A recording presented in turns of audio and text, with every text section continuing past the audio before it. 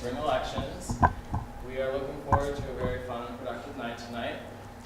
We have Professor Ken Sani moderating tonight. He started off as an Air Force military police officer and then went to CMU for an undergrad double major in history and political science. He then continued on to Vanderbilt Law School and also Vanderbilt Divinity School. And he's returned to CMU as a faculty member for the Finance and Law Department in the Business College. So let's give him a round of applause.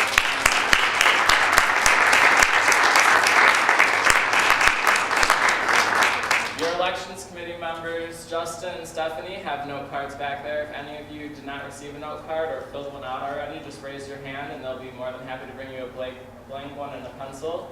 Just fill them out and you can hold them up in the hand and they'll come by and grab them from you and put them up to me. We are only asking questions that every single candidate can answer. We're not taking specific candidate questions. We will be ending our questions at 7:30, and the last 30 minutes can be with you and the candidates. If you guys want to ask individual questions, that can be the time then. So does anyone have any questions before we get the debate underway? No? All right, then without further ado, I'll bring up Professor Sani. Good evening to everyone. So we'll get started. I think the best way of getting started is to allow each candidate a few moments to introduce themselves to you before we get started with the questions. So, gentlemen. Hi, my name is Spencer McKellar. And first I'll start with explaining a few leadership positions I currently hold that shows that I'm qualified for this position. I'm the current Student Government Association Senate leader, so I've worked with an SGA and I know what it takes to have an effective administration. I'm also currently the president of another RSO, so I know what it's like to be president. I'm also a leader advancement scholar here on campus and an honor student, so academics are important to me along with all of these different organizations. A little bit about our platform is we're really focusing on an open door policy, encouraging gathering data from students so that way we can effectively represent them. I've actually met with Roger Ream, the Vice President of Information Technology here on campus, and spoke about different technological ways of gathering that data from students, let it be through Blackboard or the central website, things like that. And we're also for continued sustainability efforts here on campus and a number of other things, but I'm sure I'll be able to accentuate those in further questions. My name is Kevin Richmond. I'm running with the Vice President Scott Cook. Some things that I see that I'm involved with and how they matter is I'm in Greek life and social fraternity. I'm also very active in the volunteer center with lunch buddies and alternative breaks, and I'm also an RA and active in Res Life. I think these things matter because I kind of take three of the largest areas on campus and bring them in, and I want to bring them up into the leadership of SGA so I can help govern the student body better. I feel like I'm a true representation of the student because I do so much and I have so many contacts outside of what SGA currently does, and I can bring them in to help represent the students even better. Some points of our platform is we want to really focus on the relevancy of SGA and make it so the students, like the individual students who aren't really involved with SGA already, kind of find out what it is and understand it better so they can come and be represented and share their issues easily. Another thing we want to focus on is internal reform, kind of changing up the committees and assessing what they do and how they work and make sure they're not just doing something in order to do something and make sure they're actually working for the students. And finally, we're working towards academics. A lot of the things with academics are currently being worked on and they'll be continued to work on, but we really want to push for a 24/7 computer lab on campus so people have somewhere to work all hours of the night. Cool. Okay. My name is Justin Garansky. A little bit about me. As far as SGA goes, I want to introduce my running mate too, Anna Dvorak. She's sitting right there. My name is Justin Garansky. Within SGA, last year I was in the House. This year I'm in the Senate, representing the College of Communications and Fine Arts. I also am the chairperson for the Diversity Committee. So that's pretty much within SGA. Outside of SGA, I work the Sex Rich Line front desk. Yay, East. There it is. Yeah. Sorry. So then, with that, I work at SAC front desk. Outside of that, I'm involved with the council. I work with a group of people in Mount Pleasant very closely to pass a non-discrimination ordinance. It's still being worked on. They just presented to the city commission yesterday. Killian was there. I heard it went very well. I'm very excited about that. We've been, working really hard on that for the past year. I don't think what else am I involved in. Looking forward, I'll be a freshman orientation mentor, so that's really exciting. Yeah, freshman orientation. That's pretty much all I can think of right now. I try to get involved in as much as possible. I know recently I just participated in, I was auctioned off for a date for Special Olympics, that sort of thing. I pretty much get involved in as much as possible. Something else that's notable too, when I was 17, I sued Amazon. I got $150,000, donated all of it, and now Amazon is no longer allowed to violate our digital rights. So I can answer questions about that later too. But that's the sort of like ethics I want to bring to CMU. If you have our sheets out there, we have it separated by internal and external initiatives. Internal initiatives are just to get SGA running more effectively, like Kevin said, making it more relevant. That's definitely something we're going to work on. I think Vince has done a great job this year making it more relevant, but there's still work that needs to be done. Within that, it's making the Senate more effective, having a Meet Your Senate meeting at the beginning of each semester. I know other SGAs do it nationally. I want to start doing that. We're going to start doing that. Outside of SGA specifically, our external initiatives, getting a wider variety of food available on campus, becoming vegetarian, vegan, gluten-free diets, kosher diets. I know Karen, our membership officer right there, has actually started working on that. We want to start a peer mentoring program because I know that the best and brightest students that come into college, are the same ones that leave the best and brightest, but there's always other ones that get left behind. So I want to focus on, retaining those students, really making them become the best leaders that they can be. Yeah, that's pretty much, a couple main points that we want to hit on. Let's talk about Anna really quickly. Anna has extensive experience within SGA. She's a Senate Pro Temp. So when Spencer's not there, she sort of takes over. She's a parliamentarian, which means that she makes sure everything runs effectively, orderly, to Robert's Rules of Order, Parley Pro. She's also a senator, working representing the College of Business. Basically, her extensive, experience within SGA has really primed her to be the best person to run the internal affairs of SGA, I would argue. And then my extensive experience, within CMU, locally, within the county, nationally even, has really primed me to be the best external face for SGA as well, which would be my job as president. So I think I'll give it over to Killian then. My name is Killian Richardson. I am a senior here at CMU. I'll be going into my 5th year, which makes me start to feel really nice and old, especially when I start talking about things from back in 2008, my freshman year, and most people don't understand what I'm talking about.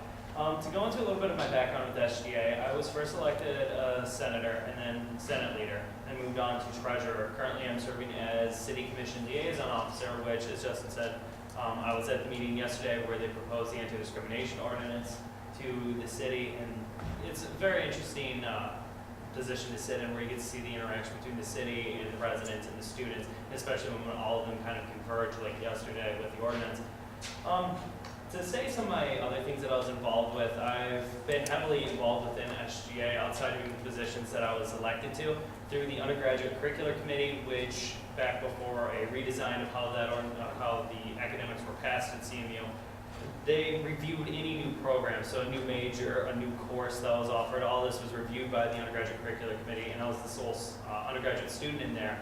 I also served on the Academic Senate and the Academic Senate Executive Board.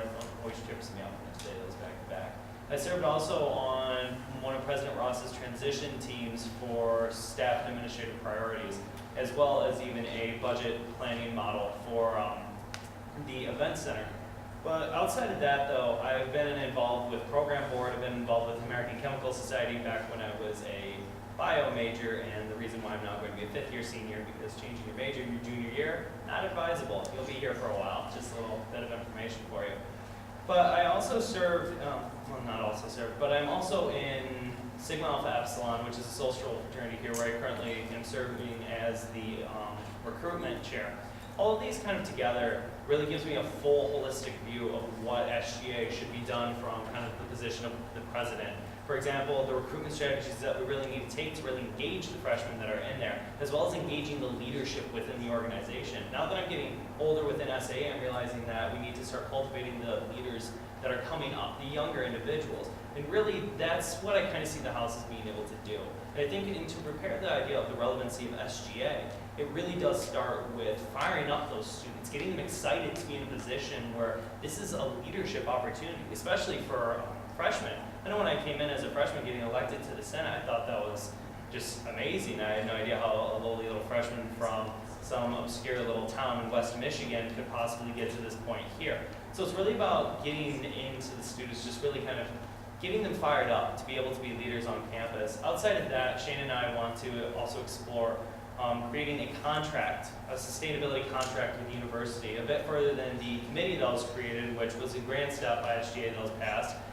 but something that actually is a way that we can see how the university is responding, how they're actually living up to their promise of sustainability. Don? Okay, sorry. It's okay, no reason to apologize. Let me give the audience and the candidates a little refresher about the rules and how we will proceed. Under each question, each candidate will be given 3 minutes to answer the question. We'll start with a different candidate each time. Once all of the candidates have had an opportunity to answer the question, each candidate has one opportunity during the night to have a 5-minute rebuttal. They can hold the card up, and the card will be collected, and that would be their one rebuttal for 5 minutes once every other candidate has answered. At 30 seconds from here going forward, I will step forward just to give you an idea that you're at 30 seconds to give you a kind of a visual cue. I don't want to interrupt you. And then I'll come back over here. At time, I will say time, and then ask that you relinquish the floor to your fellow candidate. Okay? So let's go ahead now that we've got the ground rules established and everybody understands how we're going to proceed. Yes? Are we going to be rotating who answers each question first? Yes. Okay. Yes, we will. So I'm just going to start on the left with Mr. McKellar. And the first question. In recent years, the SGA has made great strides in improving recycling and sustainability efforts on campus. How does your administration intend to carry this tradition? We will continue to talk to administrators and encourage all new construction on this campus to continue to receive LEED certifications, which means we show leadership in energy and environmental design. We want to continue to see the retrofitted water fountains here on campus so that we reusable water bottles and things like that are also used. And then in the past, SGA has promoted and worked on projects to encourage recycling even off campus. So the local apartment complexes working on getting not only trash cans there, but also getting recycling bins there. And that's still an ongoing process because some of the landlords have helped create that stall. So we'll continue to work on that, keep the ball rolling with that, and things like that. Those are our main points for the sustainability here on campus. Mr. Rich? I think we benefit greatly from the fact that a lot of people are so passionate about sustainability. We have Vince who created a sustainability committee, and with that, it'll be the job of the administration to push for more involvement through them. It's kind of a benefit because now the administration doesn't have to focus all their attention on the sustainability, and they can help the sustainability committee kind of achieve goals. Some things that are very important, like getting recycling off campus in the apartment complexes, is something that's very challenging to do because it costs a lot of money and it doesn't really benefit CMU too much because it's off campus, but it's still something to be pushed for always. Otherwise, working with groups who already work towards sustainability is very important, like Take Back the Tap or SEA, and kind of pushing for more, I love those water fountains that you put your water bottle and fill it up. I think pushing for those is something really important to make it so people don't need to buy the water bottles on campus and they can just carry the reusable around. But mostly it'll be to push for things that are already happening and already being resolved throughout other organizations in the Sustainability Committee. Right. I mean, I have to agree with the other two. That's not something we want to work on. Retrofit kits. Just really, I feel that this is a cultural problem. We need to change the culture on CMU's campus to be about sustainability. I want everyone on campus to be as passionate as Take Back the Tap was or Environmental Alliance was when we went and spoke to them. They're very concerned about what's going on, how we can change this. And I really feel like, it starts with the students and it starts with education. So I would really like the Sustainability Committee to not only work with facilities management, but to work with other RSOs to, push forward this, what sustainability is, why it's important, why it's necessary. I think sustainability is really necessary, to make CMU a competitive college and to keep us, on the cutting edge. And I think that we can really do that through education.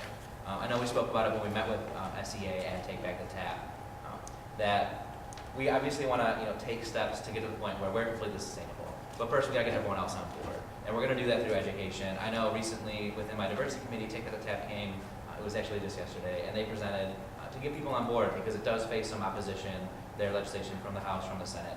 So it's really about changing that culture, and I think a lot of that is, Sustainability Committee, not only working with facilities management, with administration, but really going out to the students to get them all fired up. Like Melanie said, it's important to get people inspired about something. I think, my administration will absolutely do that. I know the Sustainability Committee will, be gung-ho about it, and really getting the students on board. So it's not a controversial issue on campus. It's what needs to be done because it's the right thing. So I guess it's really about a cultural shift that I would like to see my administration focus on, I think we can really push it forward. So, Jillian. Well, it's kind of great. We all are on kind of the same page here. The idea of sustainability is something I'm very passionate with Shannon and I, and we'll definitely push this. Kind of before my long-windedness took over, what I was explaining was this contract that we want to start, where we take key members from SEA, from Take Back the Tap, SGA, RHA, and sit down with administrators from facilities management and really figure out what's the university's idea for sustainability, what's their goals, what's the student goals, how can we come to a nice in-between and now start to work towards accomplishing these and measuring how the university is going to achieve these. So we know what the progress is towards the university, and once we can see what their progress is, it's then continuing to kind of add a little bit more and just having those meetings back and forth. Last year, I know Zach was also working on trying to create, one of the committee chairs was trying to get recycling to the apartment complexes, and he did hit a lot of battles, but he also made a lot of ground, and it's just making sure that we pursue that. The biggest problem in the SGA being through now for a few years is that there's always this disconnect from year to year. When new committee chairs come in, projects get dropped, and progress is lost. It's about really getting right on the heels of that progress that was made and making sure we continue to follow up on that. So the hard work of students for a year doesn't just get wasted because they graduate or they are no longer part of it because their schedule conflicts with it. And another thing is even encouraging students to even go and lobby the state government itself. Like, for example, the water bottle issue. There's states that do have returns on these water bottles. Get some individuals who are really passionate, get meetings with legislators, letting them know that they do have a voice with these individuals, with their elected representatives. So working with also the other committees, for example, the Sustainability Committee, the Governmental Affairs Committee, and making sure that we can show them that there's other avenues outside the university for student voices to be heard. Thank you. Mr. Richmond, you will start off with the next question. It's important for the SGA president to stay abreast on the student concerns on campus. This requires day-to-day communication with students. How do you plan to have your administration stay focused and foster this type of communication? I think this is actually a wonderful question that kind of outlines our platform directly. Since me and my Vice President Scott Cook are so diversely involved on campus, and we have so many connections with people around campus in other areas other than just SGA, we'll be able to bring in the voice from the students from Greek life and from the volunteer center and res life and things that we're already connected with. We bring in a lot of the input from people that haven't had a voice before and they don't know where to voice their concerns or opinions, and I think that's a benefit that our ticket has over others. And I guess that's the main issue is that we're going to bring in the voice from other people. We have people that we're directly connected with, our friends and our other business contacts, I guess people we've met throughout the years, and we get to kind of take their input in. Cool. Yeah, I definitely see this as, we got to reach out to students. I know Anna and I discussed this a lot about how do we do that because, realistically, there's going to be some sort of apathy on campus regardless of what we do. But we want to make it pretty much impossible for you to be apathetic. If you want to be apathetic, you really got to work for it. So we definitely have a few things. We see it as a, SGA-wide initiative to make this more relevant and to get them more involved in students. Starting with e-council, we have e-council members going to RSO, speaking about SGA, why it's important, why you should join if you can't join, here's how you get SBAC funding, how do you apply for hardship, that sort of thing. So it starts with e-council. I want to see e-council members not at one meeting a month for other groups on campus, but I want them to be at every single campus meeting that they can possibly be at because we're here to represent the students and we need to be as involved as possible. And then beyond that, moving a little bit lower to the Senate. The Senate, I want them to have a Meet Your Senator Day, like I was talking about before. We actually have met with 5 deans at this point. We're meeting with the rest of them this week. They're all on board with this. Where at the beginning of each semester, the senators will meet with the dean and then constituents within their demographic, which is the certain colleges, to talk to them so they can more accurately represent them and the people that they're representing know who to go to, what senators to go to if they have an issue. All the deans are on board with this. We met with them. Another thing too, we talked to our current press secretary. Is Michelle here? Hey, Michelle. She's on board with this idea that we talked about sending a PR newsletter weekly or bi-monthly that goes out to all the students where it recognizes a student or a group on campus that's done something really great because I think showing how much we appreciate people will, get SGA a little bit more relevant, people talking about it a little bit more, show what's going to happen or what's coming up in new meetings so that even if you're not involved in SGA, but like what Michelle did, she did a career services presentation, that they know that's coming up in a couple weeks. Bring your RSO if you want to get resume builders, learn how to do that. So it's definitely an SGA-wide initiative. We also see the committees, like I want committees going out to different RSOs. My diversity committee right now is working on a presentation to all the RSOs about why diversity is important, how to retain diversity, how to get more diversity to your RSO. Let's stop. That's time. Okay, cool. Well, we obviously have a lot of ideas. But go ahead. Back when I served as Senate leader, there was something in the Senate, in the documents that kind of ruled the Senate that really weren't used too much. It was called Senate in the Streets, where the senators would go out into high traffic areas such as the library, such as the towers, such as even the places which are normal for their demographics to be, like if you're CBA at Braun. And they would try to meet with students who were there and see what their concerns were. We ran that, and so did Senate leaders beforehand, with a mixed bag of success, really. But even a little bit of success is still success, and it's still something that we heard. Any student that we found, it didn't matter if we got 10 bad suggestions, and by bad suggestions I mean unhelpful and usually had profanity in them. But even if you still got one suggestion of something that could help a student, you could run with that and really do something good for them, and that's what matters. So bringing back things like that within the Senate.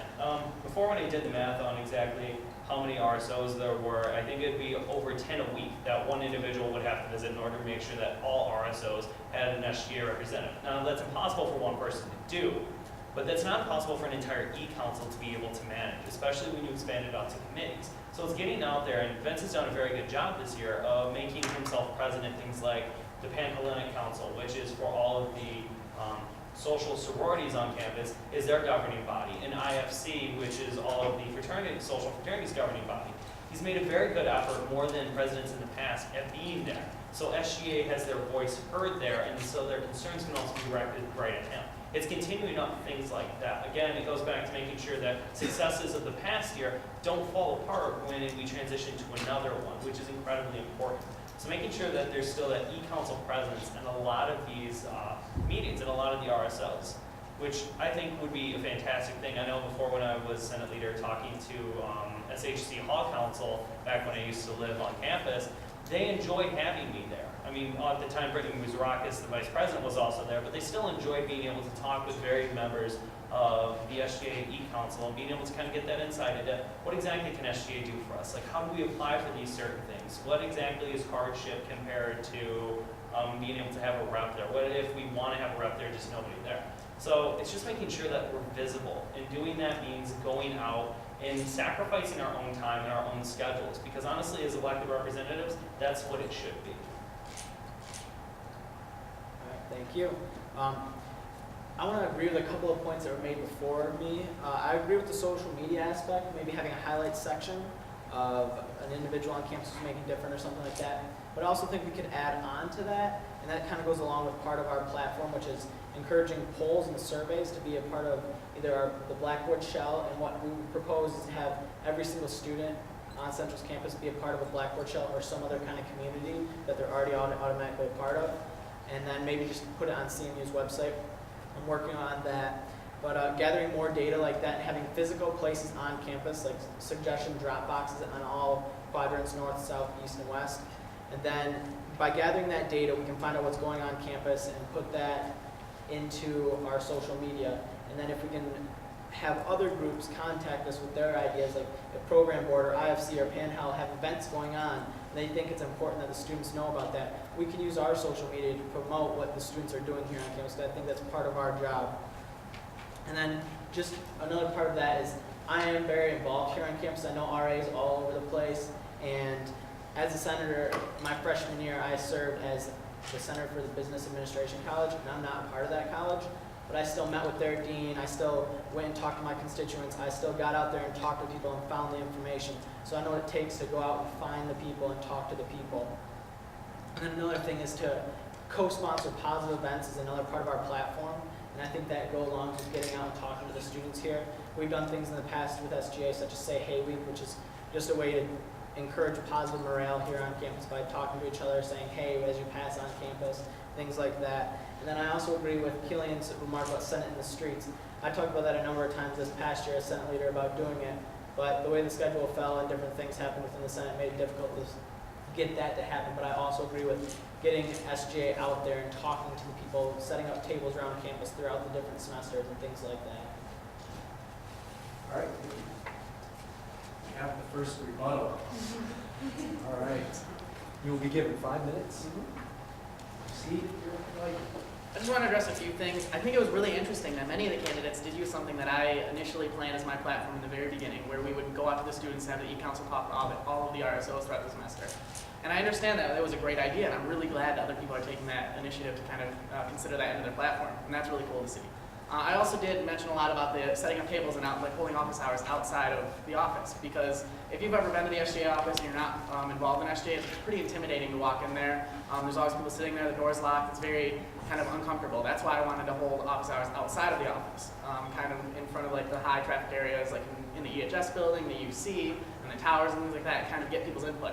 I think I'd be able to do this better than any other candidate because I've learned to do these things really well. As an RA, you are forced to go out and meet people. You have to know your residents. You have to talk to them even if they don't want to talk to you. You kind of have to make that connection. And I've gotten really good at that and kind of explaining things and being that helpful ear for people to listen to. Furthermore, a lot of the people said things about sending out flyers and emails, and I know for one thing, it's very difficult for people to actually read those kinds of things. Like, you get a campus email, and it's the same setup, the same format. People don't read those because it's not personal. It doesn't make them feel like they're being heard. Even if it does, like, say, oh, send your issues here, people aren't actually listening or reading those emails. They just send it out into their trash mailbox. Also, I do love the idea of Senate in the Street. I think that was a great idea, and I think that should be something definitely continued. I just want to commend Killian on bringing that back up. Furthermore, I think the fact that I'm not directly involved with SGA and only SGA, like I bring in my involvements outside of SGA, I think that benefits my platform because we have those connections with people that haven't heard about SGA. They don't know what SGA is. We're not talking to the same people, the same groups that everyone's always been talking to. And I know throughout a lot of the RSLs that I am in, they don't know what SGA is, but I've been continuously educating them and telling them because they're asking me like, oh, how's your campaign going? And I get to tell, so many people every week, oh, this is how it's going, and they're actually genuinely interested in what I have to say, and I really like to see that. And I think that that's something that our ticket brings that the others don't. Thank you. Are we allowed to rebuttal upon a rebuttal? Sure.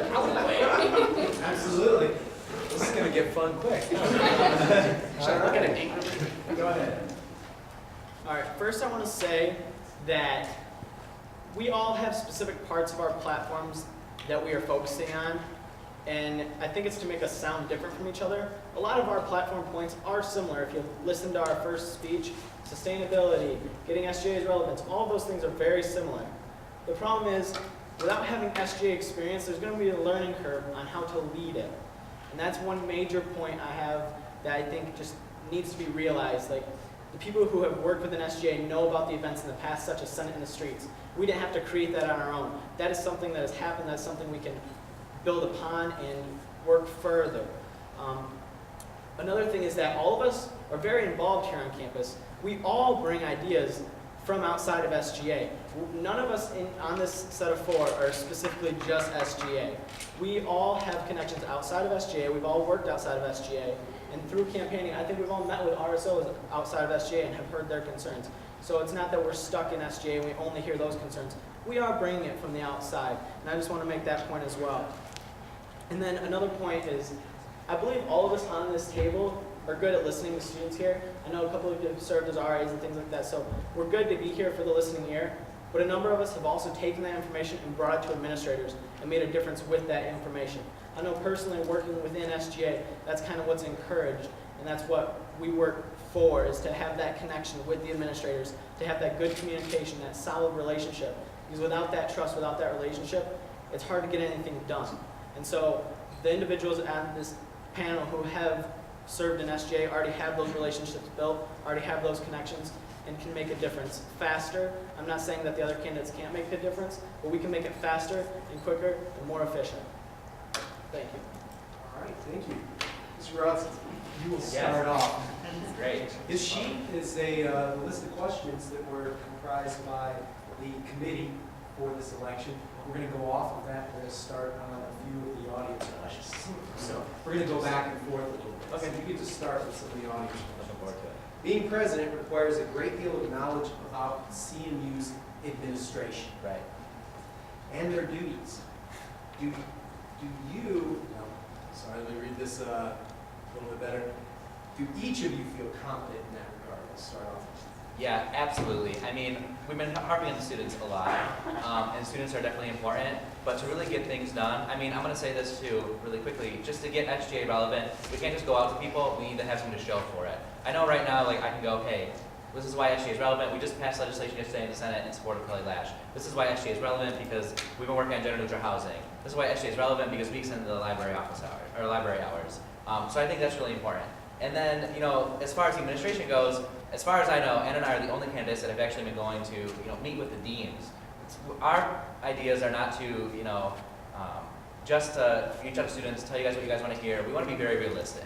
We're going to be realistic about what we can accomplish, who we're going to work with, and how we're going to get it done. So not only do we have these great ideas for all of you, but we've met with the deans. We have them on board with our plans. We have offices on board with our plans. I know the Office of LGBTQ Services has been on board. Ulana Commission sent me the nicest email saying that she supports us, you know, to work with the Office of Diversity Education. We have these relationships with administrators that we are going to continue to foster in order to accomplish our own goals. And your goals, because we're really here to, you know, represent the students. But because we already have these relationships, and I mean, as far as I know, no other candidates have met with the deans. You know, we've been getting the deans on board with some of the things that, you know, we've been hearing that you guys want. So I would say, you know, we're more than competent with the administration. Anna sits on the academic senate. She meets with, you know, I mean, she meets with administrators all the time. It's one of those things where, I mean, it's not just about the students, it's about getting things done. And we can get those things done because we have this extensive experience with the administration and have been going out there, you know, before we're even elected to make sure that we can fulfill these campaign promises. And I mean, I think that's really what sets us apart from the other candidates. So, yeah, and the knowledge of the administration, when I first was here, the president was Michael Rao, and then I moved to interim president Kathy Wilbur, and then I moved to president George Ross. So I've seen 3 different transitions right there between the heads of the universities. I've also seen deans that have now been hired, the new AHS dean, for example. I've sat in, actually, on a meeting when I was in the Academic Senate Executive Board. I was actually one of the individuals who was a part of the selection process for the dean of the medical school while he was going through. At that time, it was Yoder, but then Yoder had to actually leave. So I've seen a lot of what this administration is. Being in academic senate, you kind of understand that the governing body, when it comes to that, isn't just one group. It's actually a committee and a committee and a committee and a committee and a committee. Hannah's shaking her head. She knows exactly how that goes. There's this web of committees, and then this web of academic areas that you have to work with. And then you also have to work with the administrative side in different offices, dealing with the dean of students, working with in the administration when it comes to working with President Ross, working with facilities management, working with the individuals who run UREC in some instances. And then again, you have to switch all the way over to the academic sides. And understanding all that is definitely something that I have a lot of experience with, again, because of my starting out here in my freshman year. When I started working on a class that's still offered through the honors program, and to actually anybody after the initial deadline, that helps students get into graduate school. It teaches them how to apply to it, what to expect, how to finance it, things like that. I had to work with the director of the honors program. Then I had to work with the chairman of the biology department. I had to work with the chairman of the chemistry department. I had to work with the chairman of the English department, who was wondering what kind of not English, I can't remember the full title, but what kind of like language requirements and writing skills would want to be needed.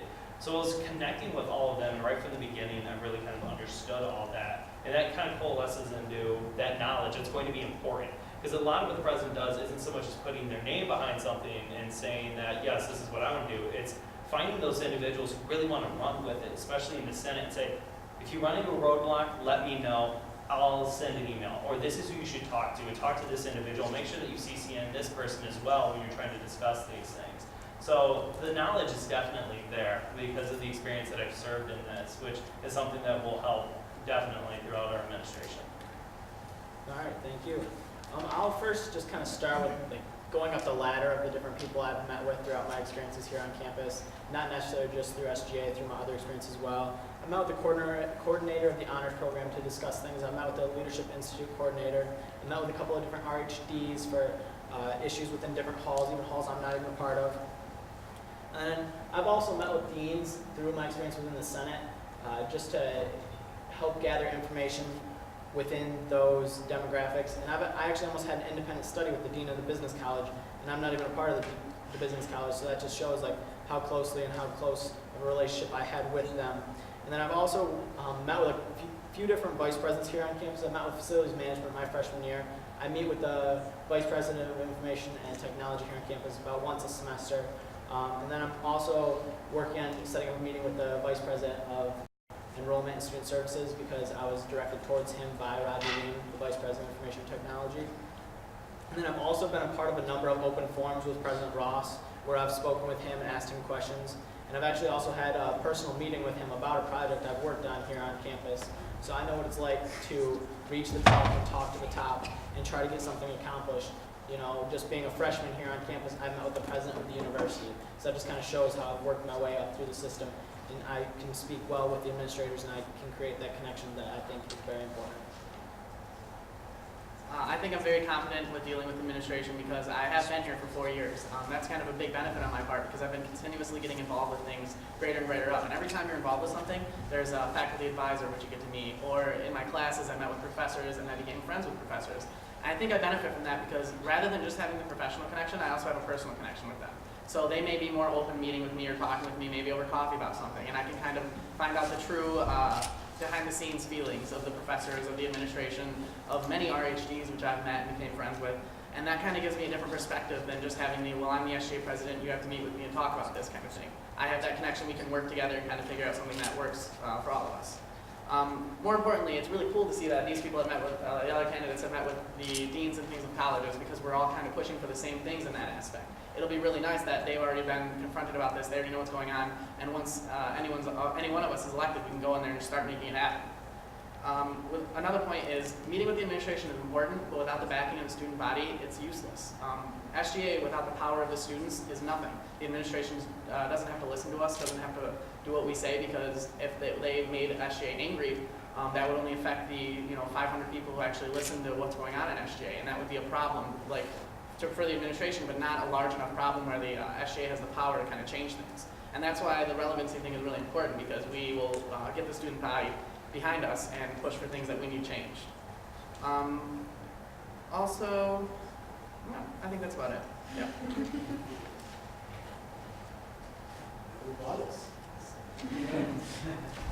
Next question. With SGA, I've had the pleasure of seeing the anti-discrimination ordinance go through, which is a fantastic step for the city of Mount Pleasant to take and try to say that everyone is protected here, that there is a line between this idea of free speech and your right to be bigoted, but there's also infringing on other people's rights. And I think it's fantastic that the city is taking strides towards this. There hasn't been a vote on that, but hopefully there will be soon. That needs to extend, though, as well into the community. And a lot of that deals with education, educating individuals on what is and isn't acceptable. I know a lot of individuals coming in from high school, there's a very big mentality mentality between what's acceptable in high school and what's acceptable in college. And I don't think individuals have to wait until they've learned the incorrect way. It starts off with the programs, for instance, Through the Eyes of Joe, that we all go to in our freshman year. Programs such as that, educating the idea of what is acceptable, what isn't acceptable when it comes to speech, what should you expect when you're at college, what is the infringement on another person's rights. So that's one thing that we're really going to push. Also working with other programs, for instance, working with programs such as Vox when it comes towards No Zebras and groups like SAPA, and trying to really perfect the message that they send out there. And working with the university to create these, the idea of what a safe zone should be here at CMU. The idea that discrimination of any kind for any reason on any person is absolutely unacceptable. And I think that that's anything that a learned individual from college should take away. And taking steps at the university, really sitting down and working with them, talking with them, saying, this is what the students want. We don't just want this idea that it's okay, or let me rephrase that. We want to work with the university to make sure that they understand the students want this idea passed forward, saying that discrimination is not allowed here. There's a wonderful campaign that they did do last year, I remember seeing, where it was a variety of posters from students here who felt discriminated against and what was said to them. And then a response where CMU says that the only thing that's not acceptable here is discrimination. And I think bringing that campaign back in force and really making sure that there's teeth behind the university saying that, letting individuals know that you're protected here at CMU and that we don't accept this kind of discrimination. All right. I agree with many points that Killian just made, And I also want to point out that meeting with certain groups on campus, such as the MAC scholars, the multicultural advancement scholars, and talking to them, because each of them bring in a unique aspect, because that's how they got their scholarship. They all come from a diverse background. They all have that information to bring to the table. And then I also agree with educating the student body about diversity, and I also remember different campaigns that promote diversity here on campus. And I think another way to do that would be to speak and gather data from groups here on campus that represent those diverse backgrounds, such as Spectrum, such as other groups like that. And then a promising thing I noticed this past semester is that we actually had a foreign exchange student in the Senate. And that's something that hasn't happened in any of the years I've been here. And I don't know, Killing could probably attest to this. I don't think it's happened in quite a few years. So I think that's important to get the information out to them and realize they can be a part of this too. We can show them how the government works and how it works here. Like, they don't have to worry about that. And then we can speak to them and see what their diverse background brings to the table as well. A couple things I want to point out is I'm a member of SAPA and an RA, and through these things I've experienced a lot of, I guess I get to see the incoming freshmen, I get to see the community that they built and that they come into, and it's beautiful to see that around Central. We have this community that completely supports diversity and minorities and everything, and it's mind-blowing to see the strides that Central has taken. We have a great community around the entire campus that people kind of respect these kinds of things. And if they don't, there's so many ways to kind of go against it. There's so many support groups, there's so many things like there's Spectrum, there's SAPA, there's the Office of LGBTQ Services, and we get to kind of deal with all these things all the time. It's really great to see that Central does so many things. Something I would like to work with towards this is I met with the person, one of the people who wrote the proposal for the gender-neutral housing to the administration ResLife.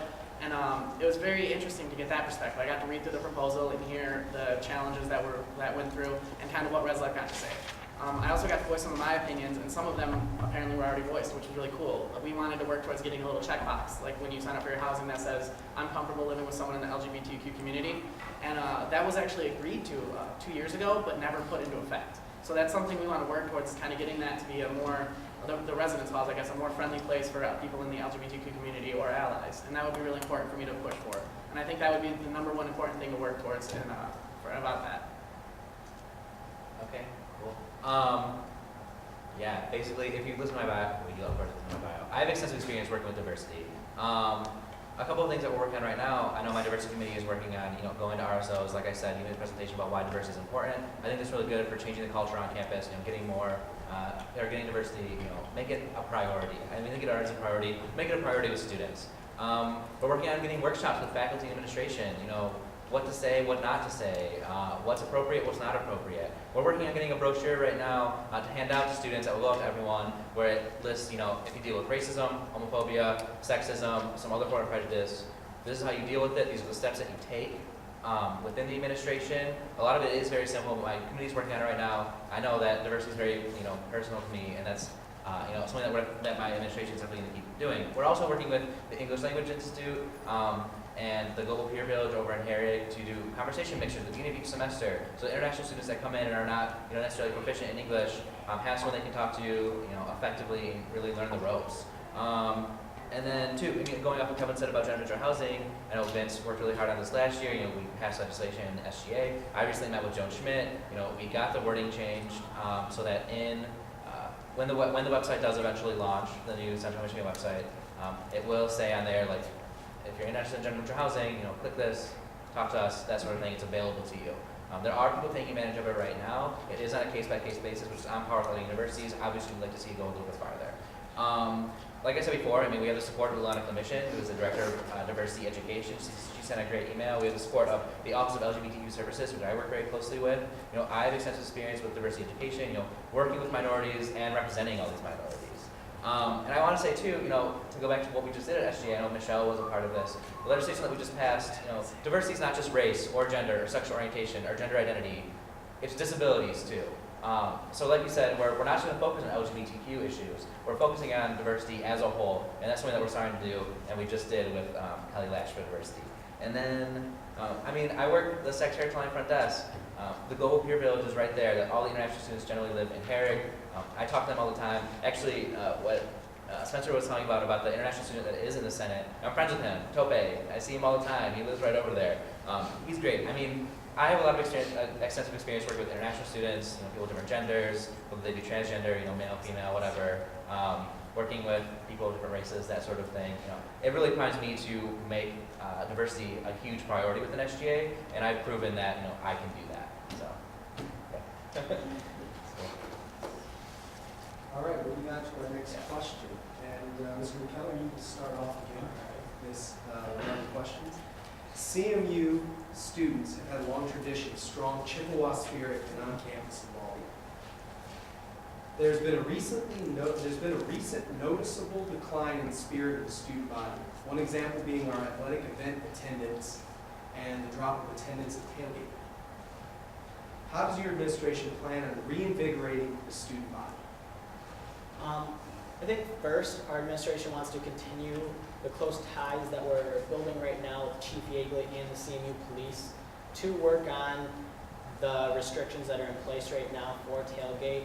And I understand that attendance has been down in the past, but if you look forward to our schedule in the future for football games and things like that, we're bringing MSU to our campus next year, which will hopefully build attendance and build anticipation for the game and things like that. And I know a lot of members of the football team and the basketball team are younger students here on campus. Hopefully they grow and develop into those great senior leaders that we so often see in sports. So I think part of that will just naturally happen to help build the students' morale and view of the athletics here on campus. But I also want to point out that we're adding seats to the stadium, and the football stadium, speaking of. We have recently redone McGurk Arena and things like that to encourage participation from the students in the sporting events. And I think through our social media, we can encourage the events happening here on campus. And I know this past year, Vince has sent out different reminders, like the women's soccer team are in the championship this weekend, go out and see it, and things like that. I think we need to continue to do that with our social media and with our other publicity events we have around campus, just to promote which events are happening, when they're happening. Because oftentimes, the only time I notice if a wrestling meet's happening is if I drive by the SAC and they have that little tripod stand that says 7 p.m. wrestling meet. Other than that, I haven't seen it. Unless you look through the sports page of CM Life every single day. But what happens if you miss it a day or something like that? Then you miss the next day's worth of events, things like that. So I think it's just important to use as many forms of publicity as we can to promote student events here on campus. And I think through knowledge and education, the students would naturally just be more excited about the events. I've seen a lot. I've been here for 4 years, so my freshman year, it was a benefit for me to see what tailgating was before they had to put these new restrictions into place. And I did notice it changed drastically, and I understand a lot of the reasons it did change. It was completely unsafe the way that we had it. There were so many people and so much drinking that it was dangerous for everyone. That's why I do think working with police station would be very important to kind of find a new middleman, I guess, between the restrictions they want and the restrictions we want. Clearly, the drinking restriction is understandable. It's for everyone's safety. But there are also restrictions they put into place, like no cooking food or no amplified sound, which really drastically changed everyone's attitude about tailgating. Because a lot of that was what tailgating was. Tailgating, by definition, to me at least, is barbecuing out with some music and beers, I guess. That's what I would say it is. And by removing all those, the things they put into place, kind of working with them to kind of remove some of them, I hope that we could build the attendance back. And it would be important to me, I guess, to focus on bringing RSOs there, especially Greek Life, because Greek Life was one of the big proponents of tailgating. They helped build tailgating. There would be a lot of fraternities that would bring sound systems on trucks and things like that, and people would kind of center around these RSOs. I think it would be really easy if we got those restrictions removed, the food and the amplified sound, to help get the Greek community back involved. And you could do that through incentive programs and things like that that help to kind of encourage the tailgating to grow. Other than that, I think it's spirit in itself, I don't think is declining completely. I think with tailgating, it did see it was declining in spirit for the football teams and the basketball and things like that. But I do also see a growing interest in medallion hunt and things like that around homecoming week. I see that throughout Res Life and on campus all the time, and it's really good to see. Otherwise, I think it's also important that, waiting a second, sorry. It's really interesting that through being an RA and other aspects on campus, I have formed a personal relationship with police officers around CMU PD and Mount Pleasant Police. And I think this is a benefit for me because I can talk to them on a different level than being professional. Like, we want this, and they're like, well, we can't do that. I can talk to them and see why they won't do it, why we have to go around these ways, and kind of learn more about it to try to find an adjustment so everyone wins. Well, okay. Anna and I spoke pretty extensively about that because we really just want to change the culture on campus so that, you know, our athletics are, you know, more on par, or the culture surrounding it is more on par with other universities like MSU, U of M. I know specifically we talked about bringing the RSO trophy back to Spirits and Traditions, where, you know, an RSO, if you have X% amount of people that go to an athletic game, whether it be, you know, like women's basketball or a football game or whatever it is, whoever has the most attendance basically by the end of the year, you know, they will get, you know, some sort of incentive, whether it be like monetary to their philanthropy, something like that. We want to work with the athletic department to, you know, really hit that home. Yeah, and really bring that back to spiritual traditions.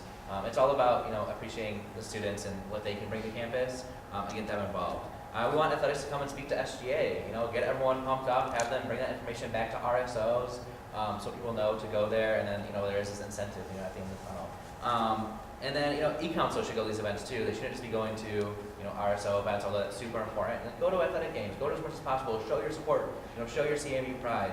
And I want to say too that we're not looking just to, there's a lot of talk about tailgate, but we're not looking to just support football. Like, we want every single athletic team to have a solid amount of people there. I know I live in Chilani, I live by all the athletes, I work at the SAC desk, so I see them all the time. I mean, we have one of the best men's wrestling team here, but people don't show up for that like they show up for football games. You know, I want to work to incentivize that, you know, get people going there, be proud of, you know, our smaller teams too. And then I also, you know, want to say that it's important to definitely get Greek life there, but we really got to focus on everyone, and that's our goal as SGA to get all the RSOs there, get Greek life there, get halls there, that sort of thing. And then, like Kevin said, I have personal, you know, relationships with police officers too, working the SAC desk. I know when I was at Walk a Mile in her shoes the other day, I spoke with a couple of police officers. One was Officer Rico, who I'm very close with. You know, we talked this out, and obviously we're not gonna, you know, get the restrictions lifted that people can drink underage at tailgating. That's just not realistic. But we can do realistic things, you know, to get more students there, which is what Anna and I have been talking about. I mean, Anna even sits on the MSU CMU football, it's a committee, right? Yeah, I mean, we're directly intertwined with it. We want to get as many people involved as possible, and those are just a few of ideas about, you know, simple things that we can do and implement as soon as we're elected, you know, to make that happen. So. Okay. Growing up in the small town that I was in, all of my teachers were Chippewas. Pretty much every single one of them were Chippewas. And I kind of thought, well, you know, if it's good enough for my teachers, that's the university I wouldn't mind going to. And I really liked Central. I didn't want to go anywhere else but CMU. I just knew that that was a place that fit really well with me. So just kind of like, here's a few names that I just jotted down as the question came up. And by the end of March, these are all people since my freshman year who've been on campus. Ron Paul, Burge Granero, Dick Gregory, Jane Goodall, RFK Jr., Carl Levin, Debbie Stabenow, Jeff Daniels, Jennifer Granholm, Pete Hoekstra, Justin Amash, congressmen, senators, governors, presidential candidates, world-renowned physical anthropologists, which, being an anthropologist, I am incredibly excited you can see her. These are incredible individuals of great talent coming to this university, and I feel like many people, it's kind of making people realize this is a special opportunity in college.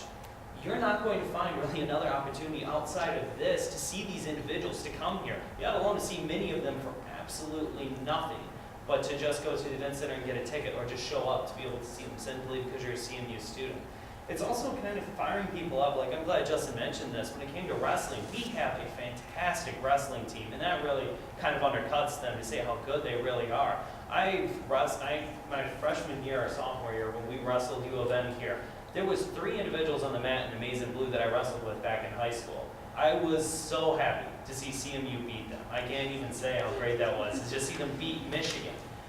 It's fantastic how great they really are, yet the stands are so bare. These athletes go out there and they're up against individuals. One of them actually has an Olympic red shirt who's not on our team. They had to wrestle to nearly empty crowds against teams who are nationally ranked, who will send people to win All-America status. We need to fire people back up and realizing that we have such great teams outside of football. Our volleyball team won the MAC championship. I believe, was it the tournament that they won? Yeah, that was amazing to see them do that. And it's really firing people up to realize that there's a lot to be a Chippewa. And if you don't feel like there's a lot here and a lot of pride to be a Chippewa, it's because you're not looking at everything that's really here. It's an amazing opportunity. And to kind of hit on the whole tailgating thing, it kind of comes back to our sustainability contract, working with the university. I was here my freshman year, I got to see the beautiful pandemonium that was tailgate back then. So it's kind of just working with them. I'm Greek and I realize that alcohol isn't everything. So it's just getting people to come back to these events to realize there's a lot here to have pride in. It's just finding it and embracing it. Mr. Richmond, we'll start with this next question. We're going to take this question from the audience. One of our audience members says they would like to know how you would get more SBAC money, Student Budget Allocation Committee money that essentially goes to serve students who want to go off on conferences for registered student organizations. How would you get more money in your administration for these student endeavors? Well, I have been asked this before, and I think the most important thing is to get the student body active, so the administration takes us more seriously as a group. I don't think that it's as much of a priority as people make it out to be. Like, money is important, money is good, but we have to offer something to the university in order for them to offer us more money. And I think using the idea that I can bring people in from outside involvements and kind of increase the attendance and, I guess, respect for SGA. And when the administration sees that, they'll be more willing to offer us more money. However, I think it's not a priority to focus on. Rather, we should be focusing on the relevance of SGA and make it more important to the administration. So rather than just asking for more money, show them that we deserve more money, and then let them give it to us. Cool. Okay. Yeah, this is really important for students to, have enough money to go to conferences, go to presentations, put on events. I will say though that, at the end of every year, we end up having extra SBAC funding. So I don't think it's really a crucial step to, get more SBAC funding. A lot of times there is a pretty big difference between what's there for conferences and what's there for events. But I know we just talked about in e-council, shifting some of that money over so people can take advantage of it. But I will say that, I really don't think this is a huge crucial issue. If it is a crucial issue, I know I talked about we're going to cut e-council positions, restructure it, and then that money's going to go. It's going to go back to you guys, back to SBAC. I know something specifically we talked about is maybe eliminating the historian position, handing that over to Spirits and Traditions, because having a whole committee working on that is going to be a heck of a lot easier than having one person that is their sole duty. And then that money would end up going back to you guys. And then also, like Kevin said, it's about getting the students all riled up. If the students demand more money, we're running out of money, and they need, they need money to go to this conference that's really important to them. We're going to support that, absolutely. We're going to get them their money as much as we can. And I guess I don't see SBAC as a huge issue because there is a lot of money usually left over. But I'm hoping that we get to the point through these initiatives, through what we've worked on, to show that hey, this is what SGA does. This is why we're important. We worked on extending the library hours, we worked on gender neutral housing, we're working to get, diversity out there, make it important, get RSOs more involved, get CMU Spirit, a lot better, working with Spirit Traditions to have the RSO trophy back, appreciating people through our PR newsletter.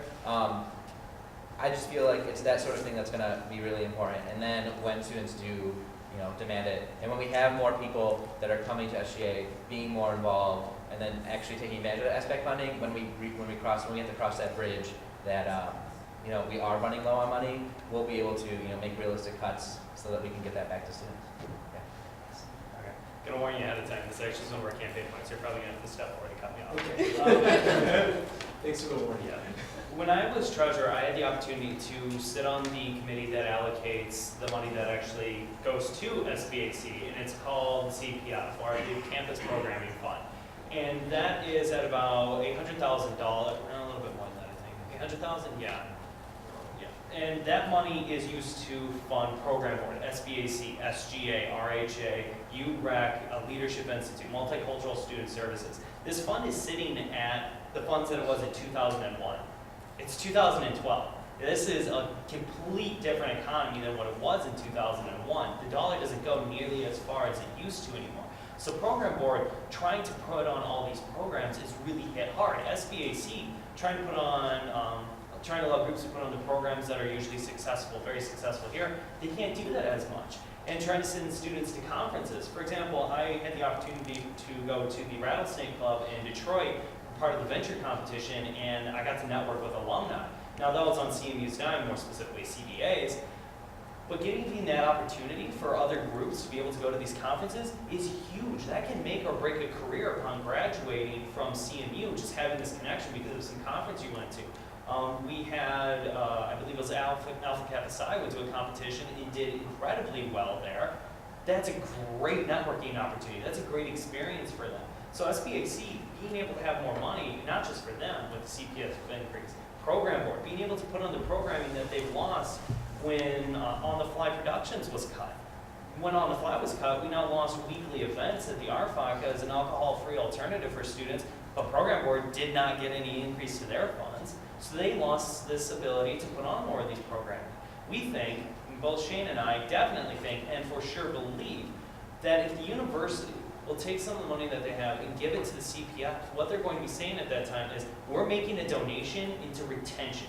We're saying that the programming that you put on here is key to keeping students here. And we think that that is what really enriches the educational environment outside of the classroom here at CMU. And that even ties into bringing the spirit back, giving these opportunities for students to be able to really participate in their university with all these different programs that are offered would be amazing to the morale of the student body. And that's one way that we're going to try to do it. If we can get the CPF increased, and that's a lot of meetings, a lot of research, and we're willing to take this, we can get SBAC, we can get RHA, and all these great programs increased.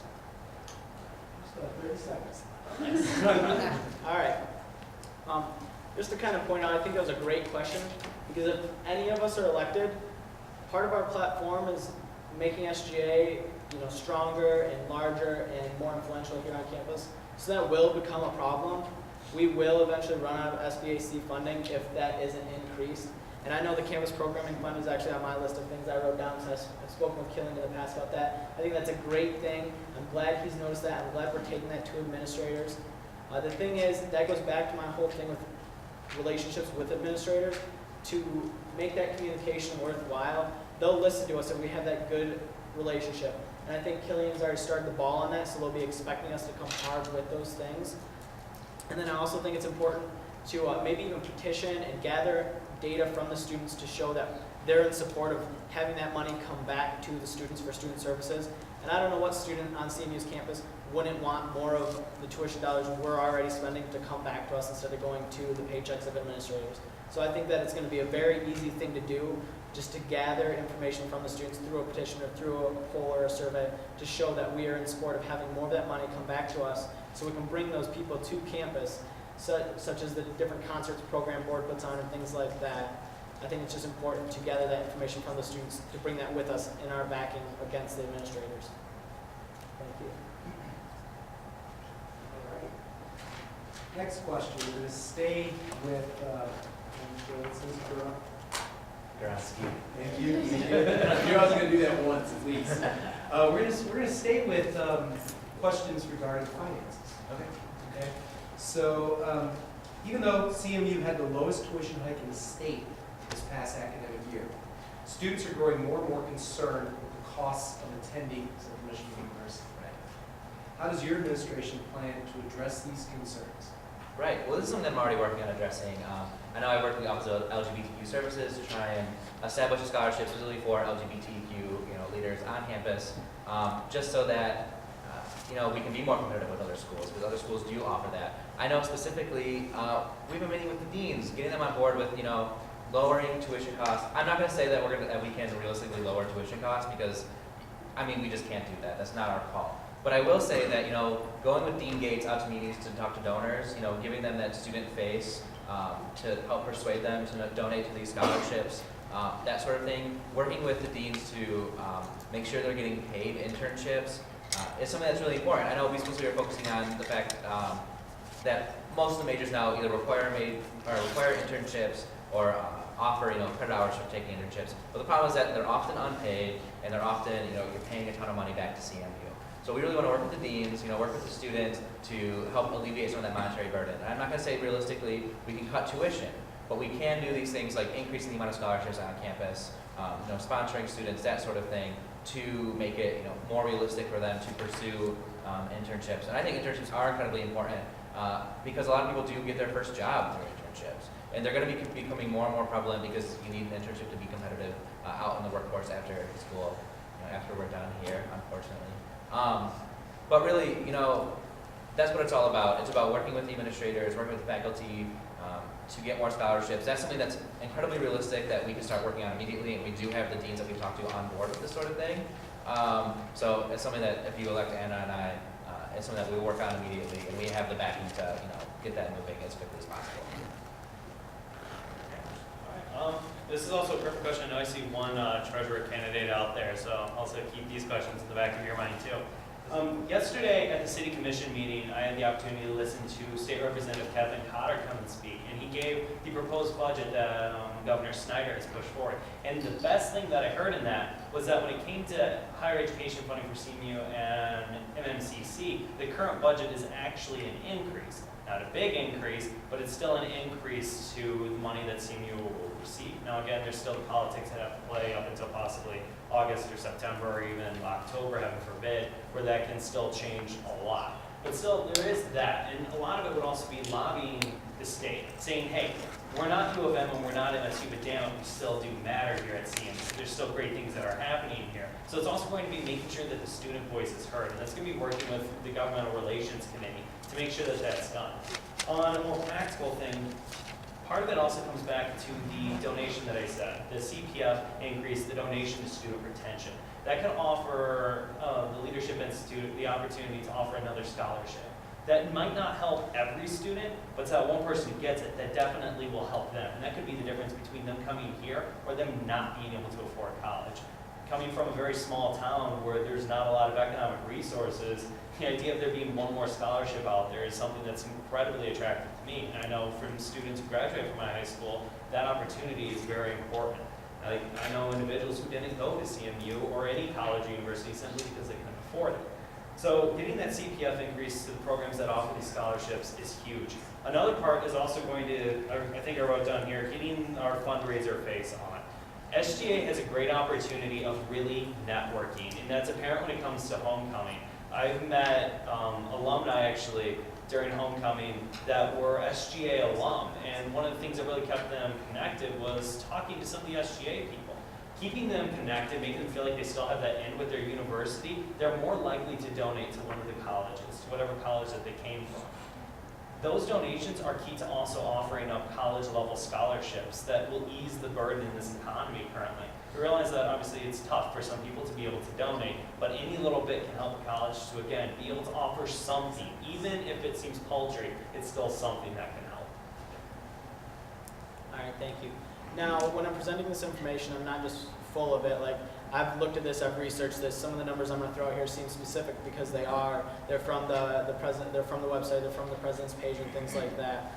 One of the things I want to point out is, on average, the incoming freshman gets over $11,000 in financial aid. This is from grants and scholarships and things like that. I want to point out something about like the LI. I'm personally here at Central because of the scholarships I received, being an LIS scholar and things like that. And in the last couple of years, the funding has been increased a little bit, so that way all the runner-ups to receiving that scholarship also get a monetary prize. Then I know I also competed in the Central Scholarship, where runner-ups also receive a monetary prize. And it might not be the full, full tuition prize or whatever, but if you receive a little bit, it's just a little bit more incentive to come here. And I think those kind of programs are really important here on campus, just to continue to offer that money, even if it's not a lot, at least a little bit, to students if they come and participate and are here on campus. Then I want to point out that I know facts here on campus, like teacher to student ratio is 22:1 and things like that, because I'm a campus ambassador. And part of my job as a campus ambassador is to bring students here to campus. So I know facts about campus. I am very passionate about campus. My mom is an alumni from here, so it's important to point out, like, I try to bring students here. So I'm working for the future students and the current students.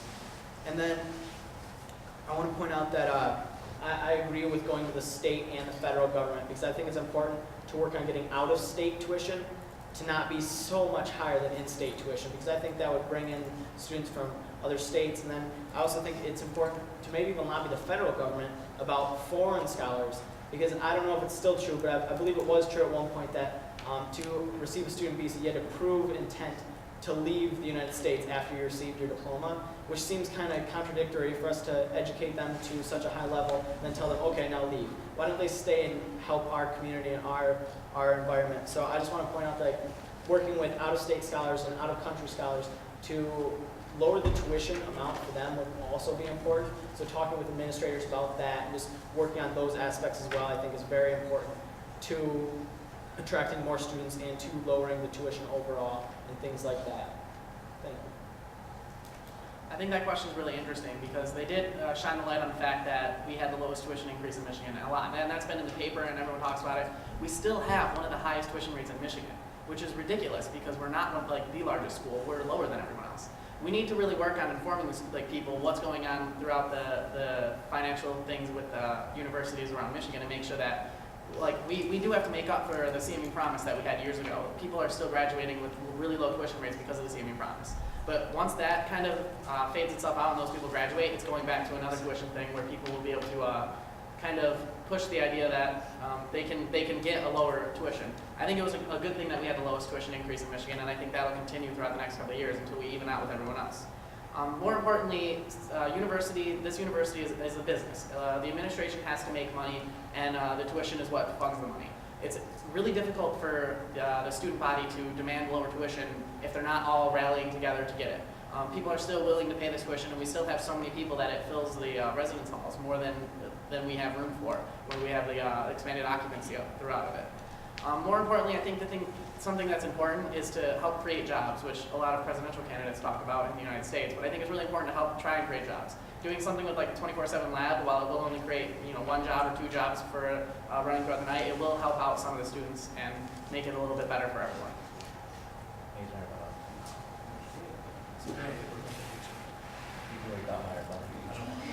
I just want to address the fact that CMU is lower than other schools. Completely disagree with that. Absolutely. I think that is incredibly negative. CMU's not. I mean, if you look at the list that Lane just said about all the speakers that we've had come here, that's incredibly important. CMU is somebody to be reckoned with. We have one of the best education programs on campus.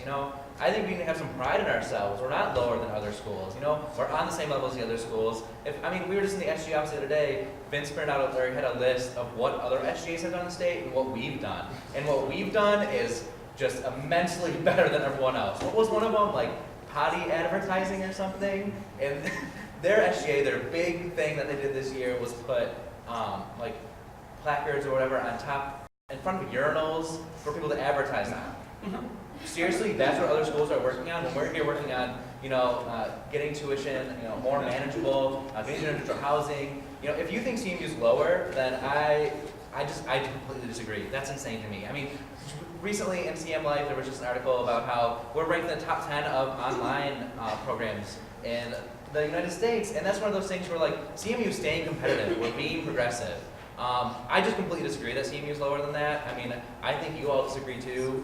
Fire up chips, that's how I feel. We need to have some pride in ourselves. We are outstanding, and we're going to continue to be outstanding. And Anna and I will continue to do that if we are elected. That's my rebuttal. All right. That just hurt me. That's my rebuttal.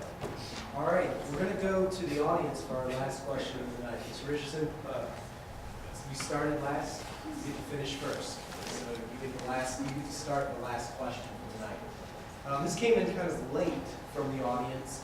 And it addresses what we usually see in these types of debates, is there's a lot of agreement between the candidates.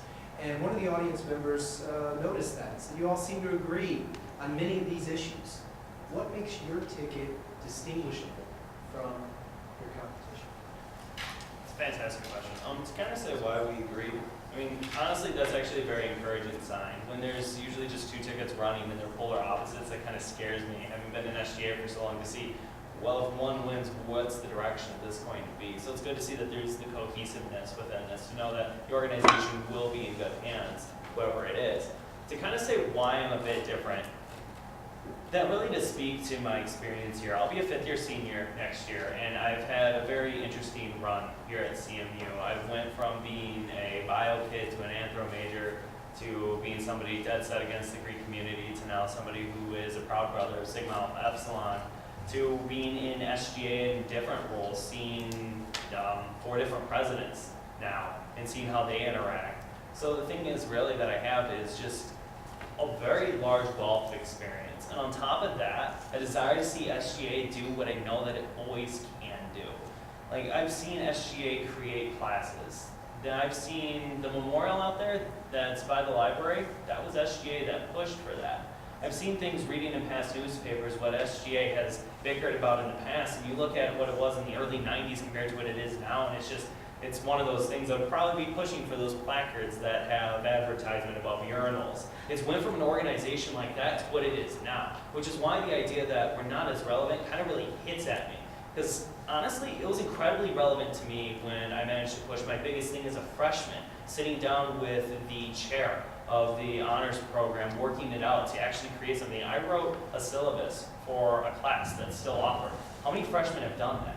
The Student Government Association helped me to do that. And I want to take incoming people, incoming leaders, and show them that this is what's possible. That this is an organization that, honestly, if you think you can do this, damn it, run with it, and there will be the resources there that can really make this happen. That's what this group is. And that's the kind of passion that I'm going to be bringing to this organization, because it's done so much for me. My resume and my CV that I'm now going to apply to schools, that I'm going to apply for master's programs, it has a large amount of experience in it because of this organization. And that's just because I went at it when I had the opportunity. And that's what I'm going to bring to the table. First, I would like to point out that I did make that point earlier, that we are all very similar. And I think that's important because I'm excited to see the progress regardless of who gets elected up here. I know I agree with multiple points on all of the platforms up here, so I'm excited to see that. Some of the things I think are different about my ticket is that we're actually already actively working on some of the things, and we have been working like that. And I know a couple of other candidates are working as well, but I just see like progress on mine already being made, and I think that's a difference. And regardless of if I get elected or not, I'm going to continue and see those projects through, where I think like some projects might just be for publicity for the event and the election and things like that. I'm going to continue, complete my projects and work on those. And then I've also talked to a couple of other candidates, and if I'm not elected, I'd still like to work with an SGA. So just creating that connection with them I think is important as well, to know that I'm excited about SGA, and the fact that I'm running shows my dedication to SGA, and I'm going to continue to work on projects and help them work on some of the same projects we have. And I know they have expertise in certain subjects, which I think will be beneficial for whoever gets elected. I think we should all still work together because we all want to see these things go through. So different in the fact that I've already worked within SGA and had things accomplished and already finished projects and things like that, so I know what it takes. And I've also held other leadership positions that have showed me how to be a good president and things like that. And within SGA, I've seen multiple administrations do well and fail in certain areas, so I think that's important to bring to the table as well, that I know what has worked in the past and what hasn't worked, and how you have to gauge the student body to make sure what you have decided in the past is still what they still want, and things like that. I think that's what makes my ticket different. I think what makes my ticket different is that we come from outside of SGA. All the other tickets have something in common, is that they've been in SGA and they've been involved in SGA. But my ticket can bring an outside perspective. We've gained leadership experience through other RSOs on campus. We've understood how to be presidents and how to be representatives from everyone else, and we have all these connections outside of SGA. And I think we bring something in that no one else does. Everyone else has this insider perspective, and it's really hard to see things that are wrong in an organization that you're working to make better. That's something we can come in and see. We can go in and push our leadership experience, things we've learned in other RSOs that have worked and haven't worked, and kind of bring them in to kind of show a new perspective of everything. And I think we're the ticket that most likely will create some kind of change within SGA, because I think it's a problem that this whole auditorium isn't filled with people interested in learning more about the SGA presidential election right now. Like, it is good to see this kind of number, this many people, and that's mind-blowing to see people that are interested, and I like that. But I think we could do way better, and I think the outside perspective is something that we need to kind of show people that we can do a lot. Cool. Okay. I think there's a few things we're going to look at. Anna has an immense amount of experience within SGA, and as a vice president, more so than any other vice presidential candidate, she can make sure the internal affairs of SGA run as well as possible. That's when SGA experience, really comes into play, and is super important. That's definitely the census part. My experiences outside of SGA, like Kevin said, some of us do come from SGA. That's not a bad thing. I know that, especially this earlier, we're all involved outside of SGA. It's good to be well-rounded. It's good to come in, have experience within SGA, have experience outside of SGA, have those leadership experiences that we can bring in, but also know how SGA works so we can make the most effective change. Because going into SGA with little or no experience, you're not going to be able to make those changes because you don't even know what avenues to take. I want to say too, just that it's my second year here, and I feel like I've done more in college than most people do in 5 or 6 years. You know, the fact that I'm sitting up here, I think is really important. I think it's really important that your vice president is a freshman. It's great to see this sort of ambition because these are, like me, like you, like everyone else at the table, we're the ones who are gonna, make SGA the best it can possibly be, make CMU the best it can possibly be. I mean, you gotta look specifically at how we run our campaign. I mean, you know that I've had experience nationally, locally, within CMU, outside of CMU, in Mount Pleasant. Anna has a ton of experience, with administration, with faculty, working with SGA, so she can really be the most effective VP. I think we all have a lot of that in common. But, I mean, look at how we're running our campaign. You know, we're taking this the most seriously. Before everyone else, we collected all our signatures. I mean, I heard of other candidates were collecting the day of that signatures were due. I mean, we have all our signatures way ahead of time. We kept collecting to get extras, just something simple like that. I mean, from the beginning, we've taken this very seriously with first people with Facebook pages, first people with flyers, first people getting out there, contacting RSOs. We're the only people that have met with deans. It's one of those things where, we're treating this as if, we're going to get elected. We're going to make sure that, what you guys want can actually get done. So we're already establishing those relationships. We're taking this as seriously as possible because, we're here to represent you. Besides your own initiatives, I'm sure if you guys have our handout, those are some personal things that we'd like to work on, but you guys come first. And we want to, take your suggestions. I know when we go speak at RSOs, we're not speaking about ourselves. We want to know, what do you want to see from us? And I think that's really important. And it shows that out of any other candidates up here, we're the ones who can actually make that happen, more so than anything else. So I think that really, sets us apart. You look at our dedication, you look at our passion, you look at how well-rounded we are. We're the safest bet, we're the best bet. That's really all I have to say. All right, well, thank you, gentlemen. Mr. Richardson, still have a rebuttal if you'd like to use it. I'm thinking. I mean, I have nothing to rebut. Everybody said perfect things. But I can't really rebut their opinion. Keep it for a future. All Maybe right. your VP tool.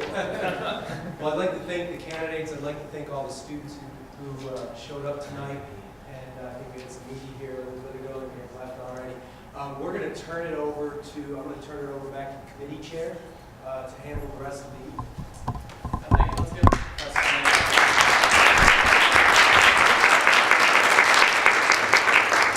Well, this is going to conclude our formal debate process. The candidates will come down off the stage and they'll be available for questions for the next about 20-25 minutes. If you guys have any personal and individual questions for the candidates. And then I'd also take this time, we are having a vice president debate Tuesday, March 13th at the Park Library Auditorium. That is the Tuesdays of Elections Week, so we're really excited that for you guys to also check out the vice president candidates. If you have any questions, please feel free to email me. Thank you. Thank you all for coming. That was Yeah, awesome. thank you.